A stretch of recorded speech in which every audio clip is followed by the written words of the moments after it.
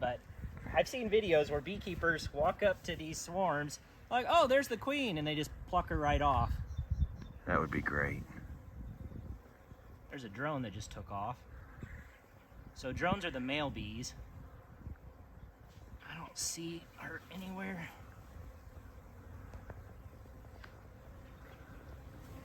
And she's likely in the middle of this.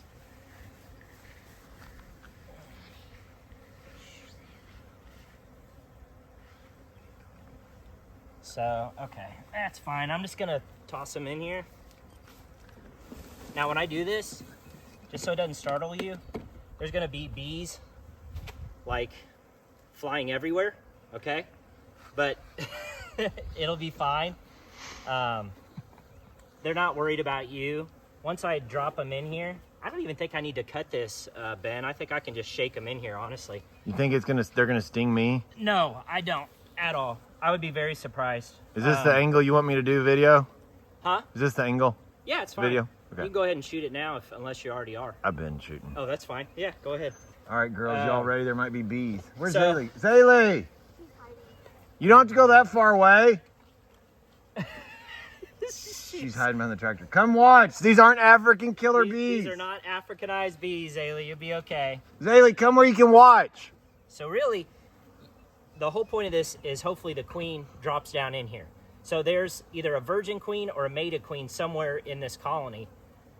And when I shake these bees down in here, we're gonna find out hopefully pretty soon if the queen got down in here, and I'm gonna immediately put this cover on, and I'm gonna open this front entrance here, and they'll start nasinoffing and pumping a pheromone that tells all the bees that are about to be flying in the air that the queen's down in here. So I'm just giving them one last final look here. Because one of these days, I want to find the queen and just be able to pluck her off of a swarm. Like really cool people have done that I've seen on YouTube videos, but I've never managed to be able to do. So One day. one day. And like I said, there could be a virgin queen in here. There's no telling if this is a primary swarm or not. Okay, this is the exciting part. You guys ready? You ready? Absolutely. All right. And again, they'll be flying all over the place. Don't worry about it. Okay, ready? Mm-hmm. All right, here we go.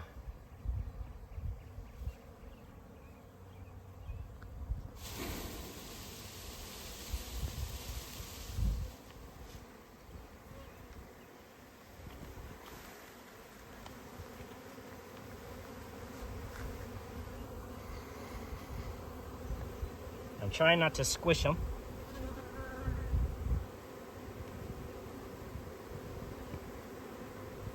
All right.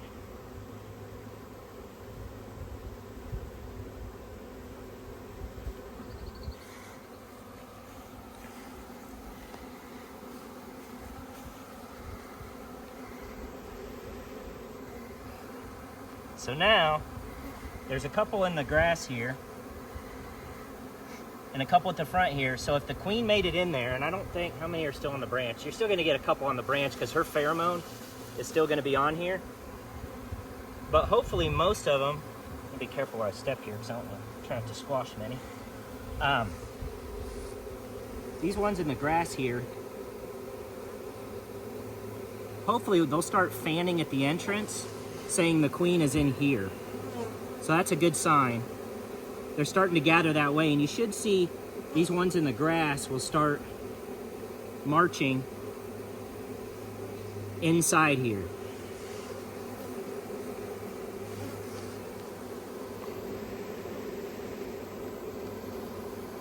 Can you tell yet? Yeah, so see where they're fanning their wings here and they're pumping their butts up in the air? They've got a gland on the very end called the Nasinoff gland that secretes a pheromone, and it tells all these bees that are up in the air. And if you pan up, look at all the bees flying. I don't know if you can get them on camera or not, but there's tons of bees flying in the air here. But it'll tell all of them, hey, the queen's down in here. Because that's all they're worried about right now. Plus, you know, swarms aren't aggressive usually. I've had an aggressive swarm here and there because they've been there a while. But if they recently landed, their stomachs, this is actually really annoying. Their stomachs are actually full of honey right now, because when they leave the hive, they don't know how long they're going to be homeless. So they fill their stomachs full of honey, and so that also prevents the bees from really being aggressive because their stomachs are full. But it looks like, I think she's in there. yeah, I think she's in here, so that's a really good sign. But again, I don't know whether it's a virgin or a mated queen, but time will tell on that one.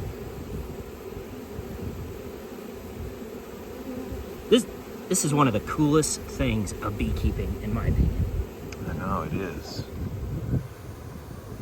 And so now, Ben, when you have bees in the weeds honey, you're gonna know some of that honey came from your own house, your own property. You wanna come in here and hold a bee? You want me to keep videoing?